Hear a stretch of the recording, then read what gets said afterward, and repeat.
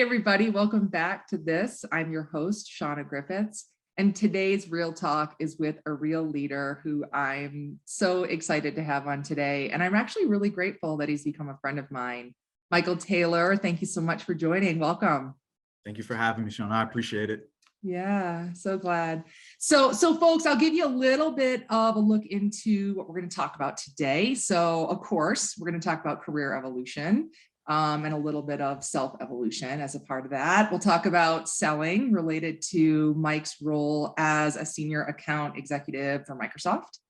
We're going to talk about his content series, which is amazing, and the impact that he is making there, and then mindset. So as people know who listen to this, who follow anything I write about, mindset is huge, and it is a very big key to being able to navigate this challenging world and to make an impact. So, and I should also wait and give a shout out. So Mike and I were first introduced by a mutual friend, Charles Johnson, CJ, I always call him CJ.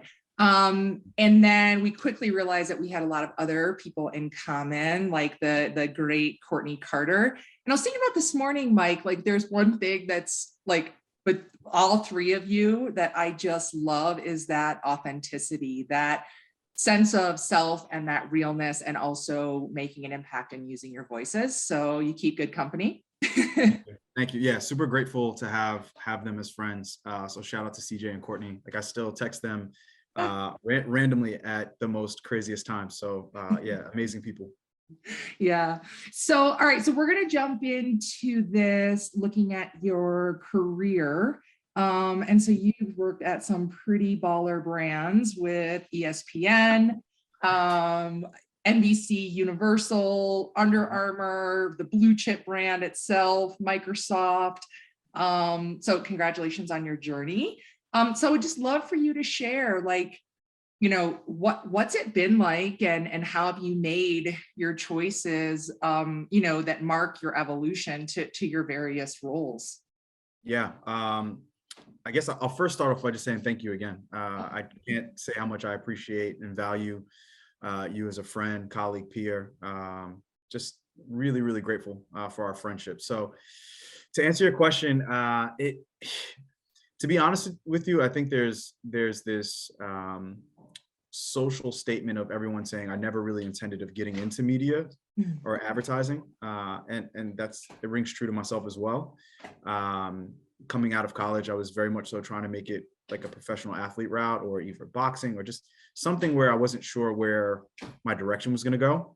And I kind of started with ESPN, honestly, off of the direction from one of my uncles. He knew a friend that was working at ESPN, who happened to go to Delaware. Shout out to the Fighting Blue Hens, and Greg Kozine. Thanks for giving me that shot, Greg.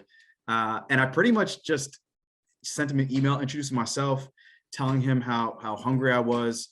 And I pretty much set a calendar invite to myself every month to send him an email saying, hey, Greg, it's me again. Hitting you up again. Is there any more jobs that you have? Or is there anything I can apply to? I love that. So that kind of consistency and persistence, I think, is what has pushed me along in my career to these different, I would say, really strong brands to kind of work at. And I would say they're brands that I saw myself really gravitating towards because I saw the utility behind it, and I could recognize the content they either put out or created internally was something that I could see myself being passionate about selling. So that has kind of been like the evolution in regards of how I'm identifying brands of companies that I want to align myself with. What's something that I can innately see myself working at? And it's not this fabricated kind of emotion where I'm walking into work and being like, well, today, you know, I'm selling textiles, you know, no shade thrown at textile selling, but it's just something that I'm not necessarily passionate about. So that's been like at least my bullseye of identifying companies that I feel bring value to me, and I want to reciprocate that value back to them. Nice. And so as you've taken this journey, you talked about being in selling, so we're going to talk about that a little bit later. Sure. But do you feel that, or how have you evolved as a person as you've gone on this journey and gone to these different places? You know, have you noticed that along the way, or is it just something that you notice kind of at this point looking back? It's definitely something I've noticed. I Okay. think um, the progression of who I was when I started at ESPN and where I am currently and how I conduct myself, how I act, think, talk, etc., have definitely progressed. Not necessarily changed of like who I am as a core commonality, but in regards to like business acumen and how I've kind of seen the like broader picture of things has definitely changed. I think coming out of college, like I know there's I'll apologize in advance. It's probably going to be a lot of sports analogies just because That's it good. That's good. it fits right in line with me. But like coming out of school and ball, super raw. Like like I'm really shitty at hiding my emotions, Yeah. which is a gift and a curse. And being able to identify and acknowledge that and be able to hone that in a little bit more was really tough for me in the beginning, Mm. especially in the dynamic of like working with agencies, right?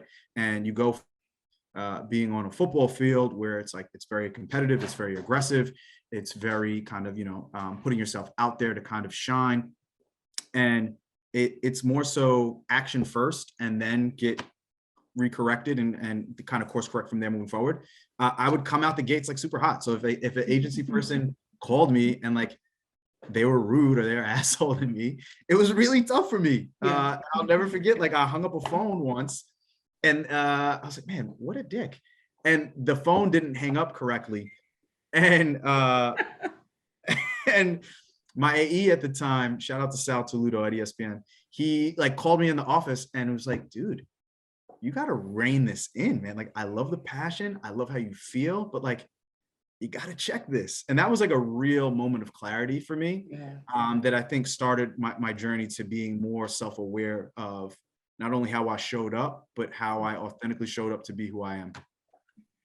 Thank you so much for sharing that. I think, well, actually, wait, let me tell you first. I totally get it. I was just, when you said that, it reminded me, this wasn't even too long ago, a few years ago, I was interviewing with someone, me, for their job, I mean, for their company. And I was like, similarly, I was like, what a dick. I didn't say that out loud.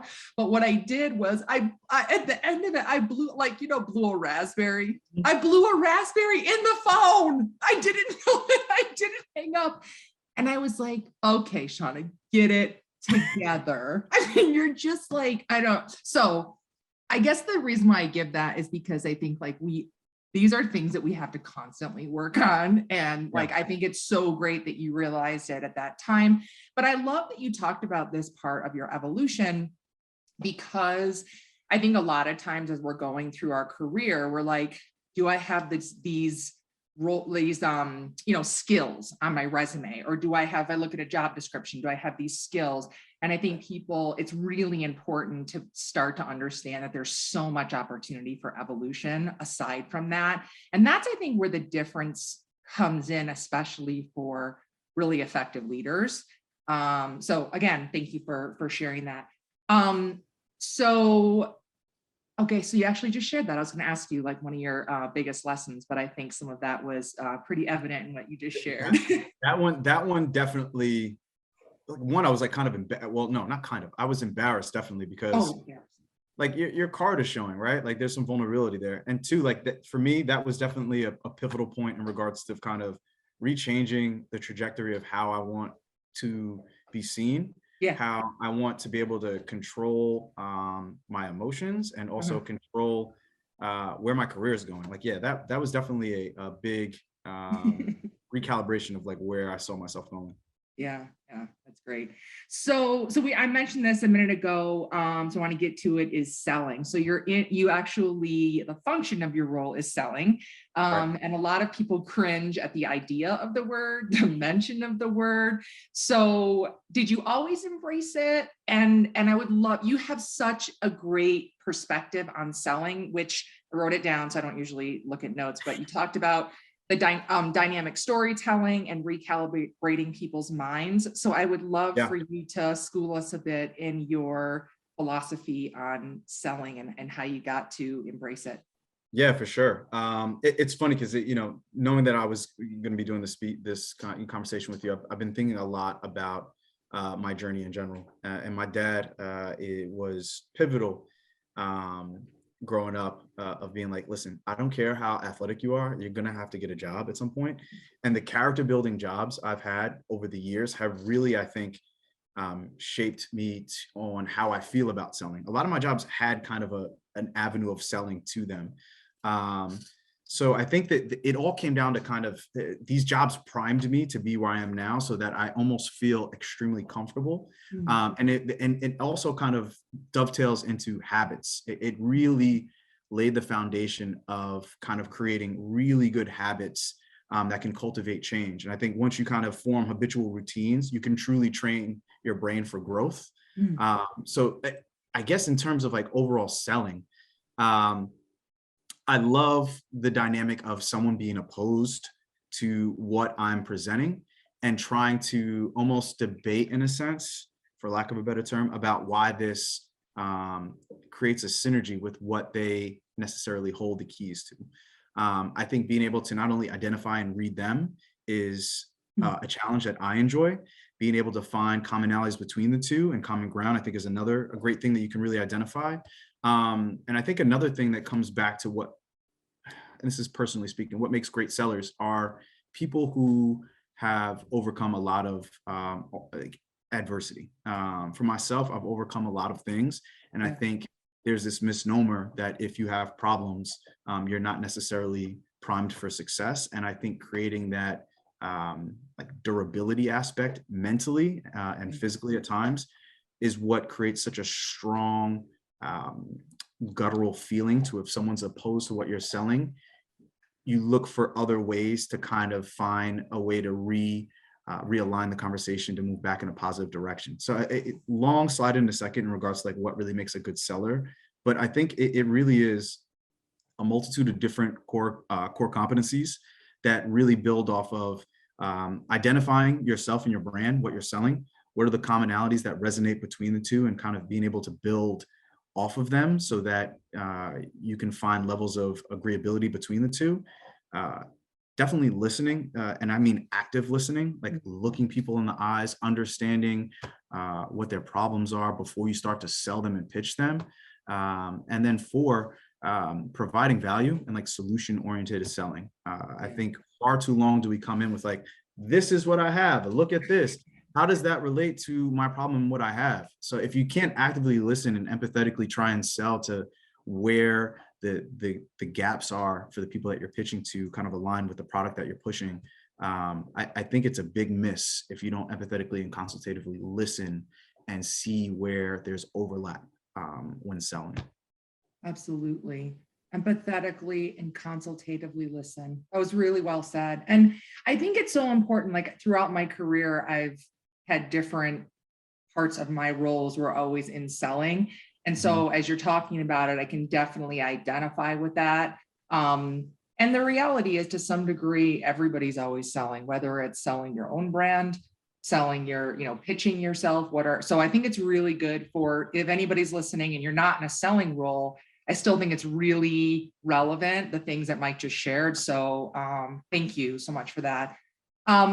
So we've touched on your corporate journey, and now I want to get into your content series and the impact you're making, which is actually why we were first introduced. So Keepin It 100 is awesome, folks. So I joined for the first time yesterday, actually, and joined one of the sessions, and it was so good. I was just telling Mike earlier, like I literally couldn't take notes fast enough. It was so good. So I'm going to read, again, something I don't usually do, but I'm going to read a bit from something that Mike wrote to set the stage. I absolutely love it. So it says, while conversations range, this is talking about the platform itself. So while conversations range in topics, they never stray from transparency, providing value, and brutal honesty from the lens of the minority. We intend to empower one another through our adversities, helping to create the framework on how to never lose yourself while endeavoring to cultivate your dreams. So again, that's the foundation of it. So I'm going to pause. Please share with folks, what are you doing with your platform? What sparked it? And what do you see as next steps with it? Sure. So it's ironic to be having conversations about the platform because of how it initially started. Very quick story that I think will provide context is after George Floyd being murdered, I felt obviously like most of us really enraged and trying to channel it. I usually put that into working out. So I had about a 35, 40-minute gap in my day. It was really sunny out, and I was like, I'm just gonna go for a quick run. Had my glasses, AirPods, had a t-shirt on, Black Lives Matter, and was running. So I live in Queens, and I'm running, and running past 3 or 4 kind of pregnant women going for an afternoon jog or walk. I get maybe about a quarter mile past them. Cop car swerves right in front of me, cuts me off. I take my AirPods and sunglasses off, and I look at him. I was like, "Well, you stopped me for speeding," and kind of chuckled. And he's like, "Very funny. Let me see your ID." I'm like, I don't have ID. And he goes, I'm like, what's the problem? And he says, we got a call about a disturbance in the neighborhood. You fit the description. I'm like, oh, how ironic. Someone jogging with tattoos and a Black Lives Matter shirt is a suspect in a disturbance in the neighborhood at 12:30 in the afternoon. He just continues to like berate me. And I said, you know what, dude, enough, man. Get your supervisor down here. At that point, he looked at me and like, forgive me, but he goes, get some better fucking running gear, drops an N-bomb and drives off. I had my phone in my pocket, was not about to go try and pull that out to like record it or get the number. Anyways, I ran back to the house. I called my dad. I said, Pops, I can't keep it 100 with people at work. I'm getting ready to go into a meeting, but I'm like really emotionally drained, upset, and hurt. And my dad really challenged me to put that energy and those feelings and emotions into something that would benefit not only myself, but also be beneficial to others. And that's kind of how the platform evolved from there. And it started with elevating voices from different communities, marginalized communities, those who don't necessarily fit into a boardroom setting, to provide kind of breadcrumbs, if you will, for not only their journeys, how they faced adversity, but most importantly, how they overcame adversity or overcoming adversity currently to be successful, to be pillars in their community, to provide inspiration, to provide contextual educational pieces as well, to uplift and inspire, to empower. I think it really has taken on a life for itself, and it's happened super organically. I can't stress how much I really get out of this series and how much it means to me to see others ping me and say, yo, like that conversation really hit home, or this really changed how I feel, how I look at different instances that are really impacting my day. So like, thank you. And I think once you align things with serving others, there's no better feeling in the world. It really is such a rewarding feeling to know that your purpose is to provide kind of a service for others to feel more empowered, to feel more confident about, some of the issues that may be plaguing them. Yeah, absolutely. Thank you for sharing that story. And as you were sharing it, I just got like the chills just because, during that time, I remember so many times like trying to reach out to different people, not knowing how to support someone that I knew was, in a was subjected to things like that. I actually remember messaging CJ, this is before you and I met, but messaging CJ, who we mentioned earlier, folks, a few times, and just saying like, I would pause and not even ask him, how are you? I was like, I can't imagine what it's like to be in your shoes. Like, just know that I'm supporting you. And I love that the way that you channeled it into action.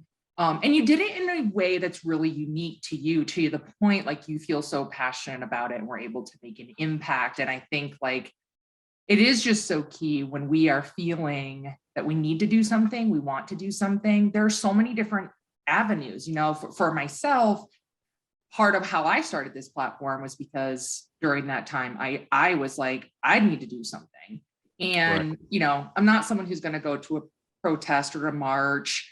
And so this was my way of trying to do that. So again, I love that, you channeling that to try to make an impact in a way that's authentic, to you. So again, just thank you so much for just being so real, and sharing that. And I will say, like, when I was on yesterday, the audience, while they're listening, I mean, talk about a community so Yeah, super engaged. engaged. Yeah. It's incredible. And I think there was like 70 people. So the way that you do it is through a Microsoft Teams call, correct? A dial-in. That's how I gained access to it yesterday. So talk about like, who is it for? And as why I'm sitting over here hyping it, how do people gain access to it? It's tough because I think I don't want to say distribution, but like distribution to others has been a challenge a bit for me. I've aligned it specifically so that from an identity perspective, it's parallel to our internal employee resource groups. Okay. But I also realize and understand that there are people who maybe don't necessarily have the privilege to speak to individuals that are specialists, that are gurus, savants of their industry, and have that accessibility to these kind of people. So I've also I've been really lucky and fortunate to share with people like yourself who I really admire, and then other nonprofits that I work with, or there are other people that I may have worked with at different agencies or different kind of thought leaders who I think would really benefit from it, and they kind of share it from there. So it's been a very grassroots word of mouth elevation of the platform that it really has. It reminds me of the 90s, and I'm I don't want to say I'm dating myself because I'm only 37, but people selling music or clothes out of the trunk of their car, and people just been like, oh, that's a dope shirt, where'd you get it? It's like, oh, I copped it from XYZ on 117th Street. Then all of a sudden this kind of matriculates, and all of a sudden, oh, this is FUBU. That's awesome. So yeah, it's been a little bit of a challenge in terms of getting it out to people, but I say that to say hit me up on LinkedIn, anyone, find me. If you want to really benefit from these conversations, I have no qualms with sharing an invite into the conversation. Nice. All right, folks. So we've heard us, as I said, you've heard me hyping it. Anybody wants to gain access to it, you can hit me up, you can hit Mike up after this and get an invitation. So before we leave this part of the conversation, you mentioned it a minute ago, and I want to kind of zoom in on it, which is this topic of not fitting into the stereotypical boardroom setting. And so another thing I'm going to read that you wrote about the platform is helping to navigate leadership in a world while not necessarily fitting into stereotypical boardroom setting. And I love that you talk about it, because I've never really felt I'm a middle-aged white woman. Mm-hmm. So I theoretically should feel like I fit in, comparatively speaking, right? But because I've always beat to my own drum, I have to say, shout out to my crazy mom, crazy in a good way.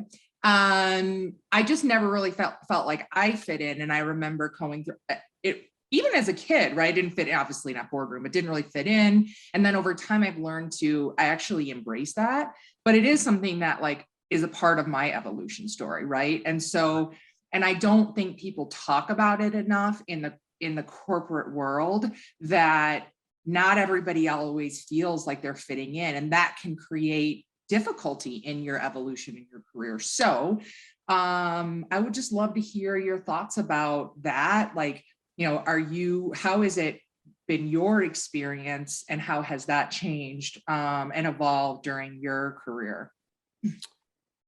It's it's been a continual evolution that's still happening.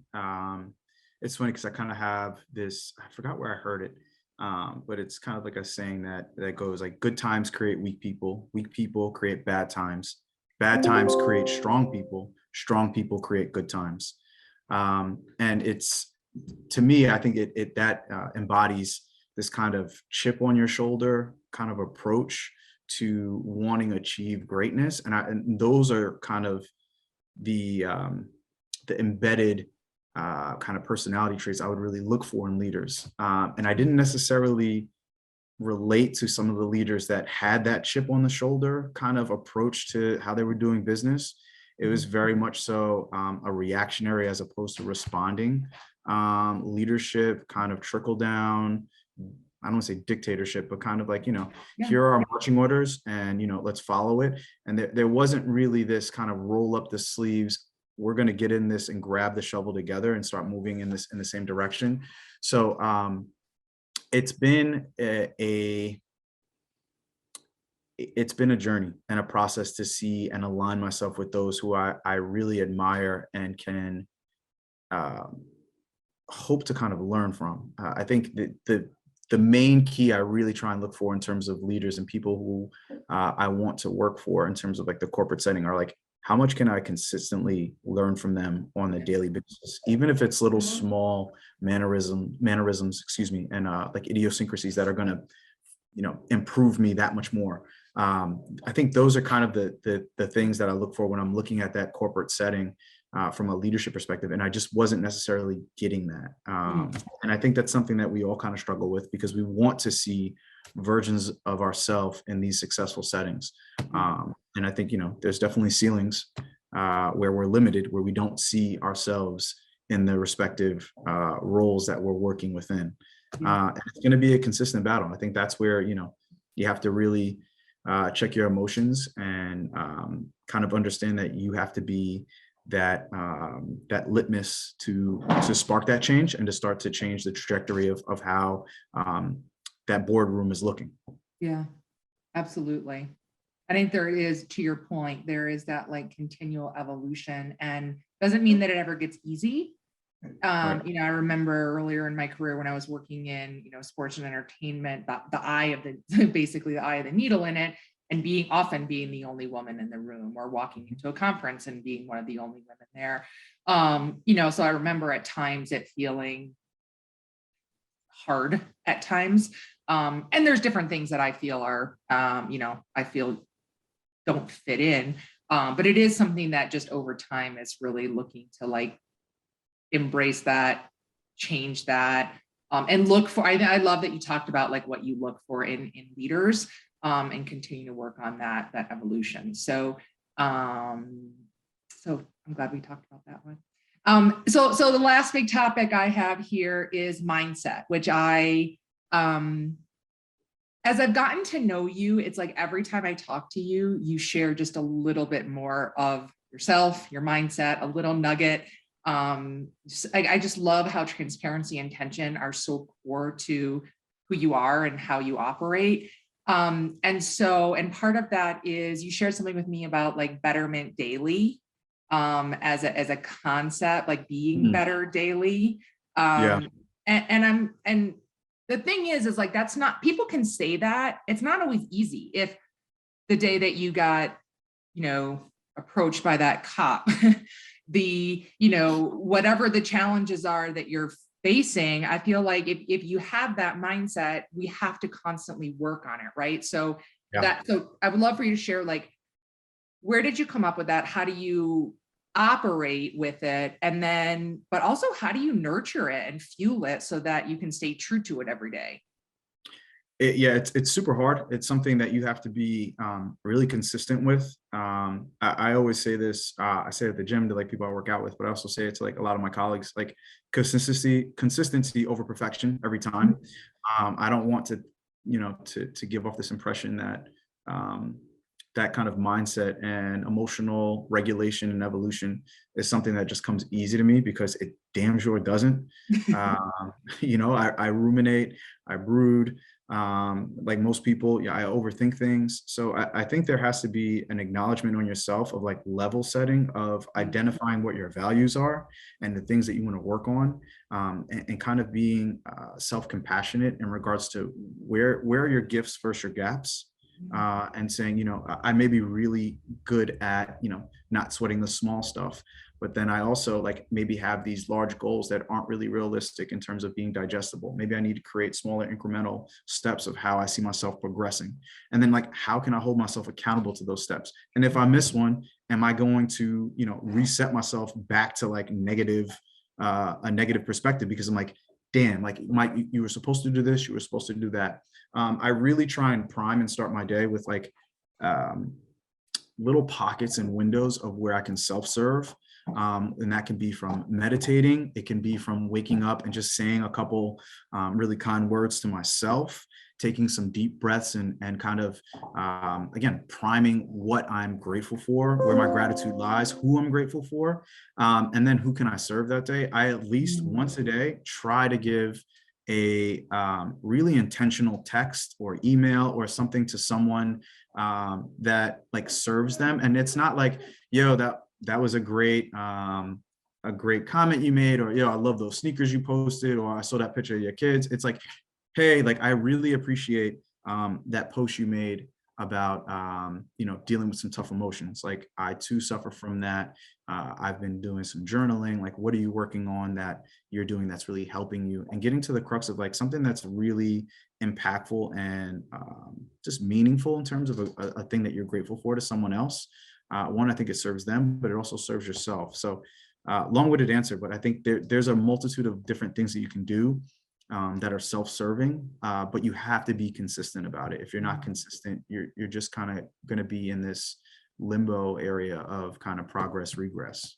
Yeah, absolutely. It truly is. I just love the way you talk about it, because, I think someone can look at you and just, oh, it comes naturally. Or, and it's so important for people listening that like the way that you operate, and I can identify because we have a lot of similarities there. And these are things that like, I know you work on daily. Thank you for sharing the various techniques.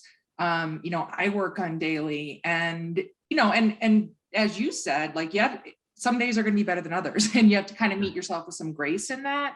But I think that the more we take moments like this to share it with people, then we can start to like get little nuggets and like, oh, okay, someone may hear you say the word self-serve, and that could be like, oh, that's the thing that triggers them tomorrow to do that. But I also think like you have a plan, and it's not like you just one day decided to write them all down, but you have I talk about it as like tools in your toolbox. You have a whole toolbox, treasure chest kind of the things that you can pull on to help yourself. And so anybody who's listening, I just really highly recommend that if you're considering doing these type of things, if you're considering that, if mindset becomes even more important for you, really recommend having a variety of things that you can call upon any day throughout the day.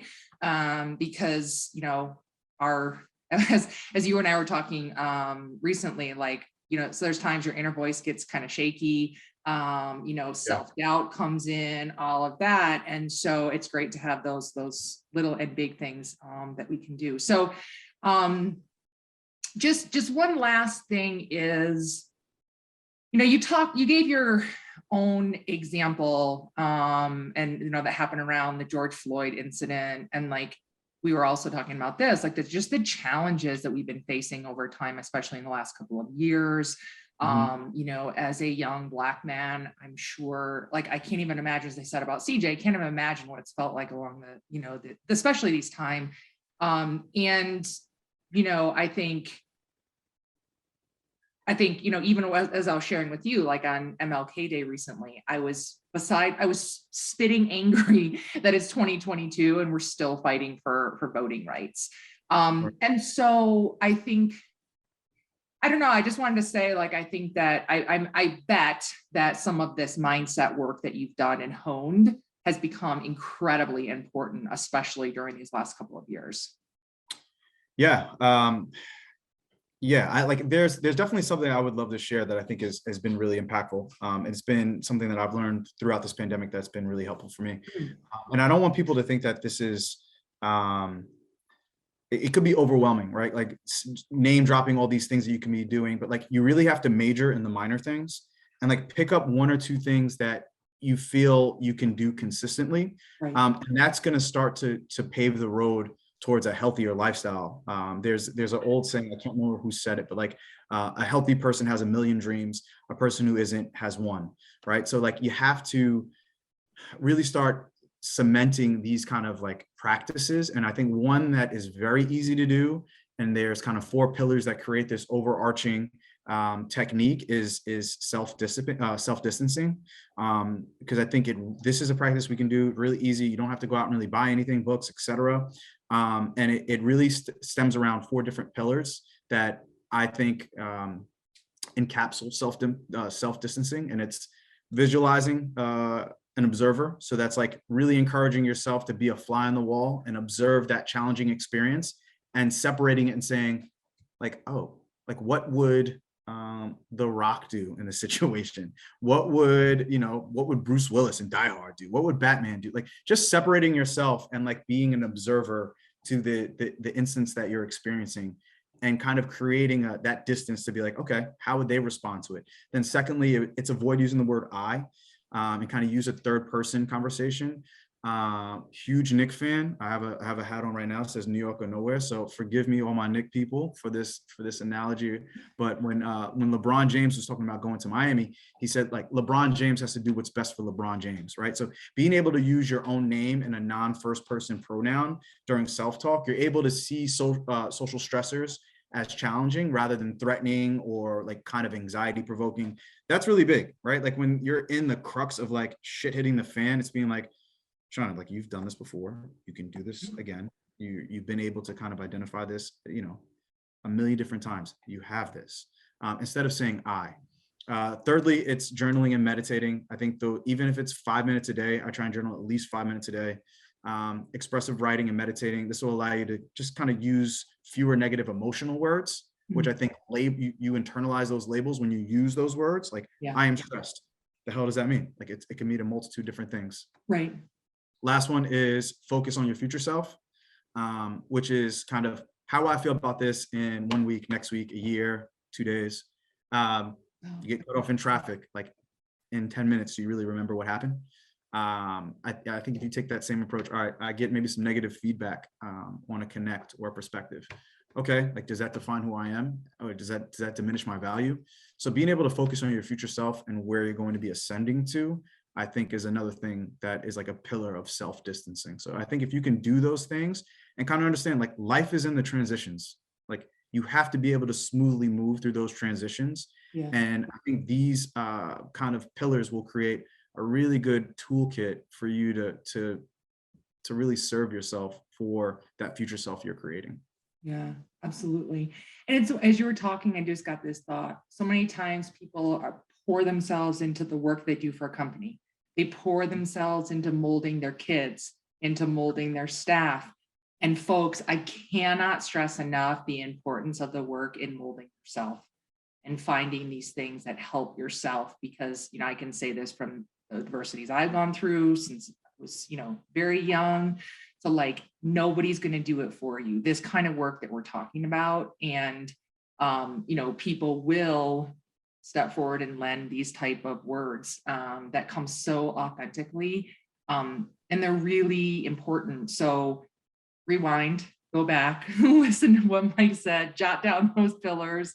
And the way you talked about it, it was actually kind of funny as you were saying that. I'm like, yes, and so these are, I think there's a lot of us end up finding these different things, and there can be really similar in the things that we use. So you just said it so well. So thank you. Yeah, no problem. To your point though, Sean, I think a really good thing that happens all the time that is like, indicative of what you just said is like when you fly, and granted a lot of us aren't really flying, but like they tell you put your oxygen mask on first before you put on anyone else's. Like I can't help you and serve you if I'm not breathing myself, right? So that's really clear kind of example of like how you have to take care of yourself first. It's so true. I think the first time I heard that analogy related to this topic was a coach that I've worked with and just adore, Leslie Harris. He said that to me one day, and I was like, oh, right. It's the same kind of concept of like, it's so good. It's also like, you can't fill somebody else's cup if yours is completely empty. Again, these are similar thoughts, but again, got to work on the self and got to make sure that you're nurtured.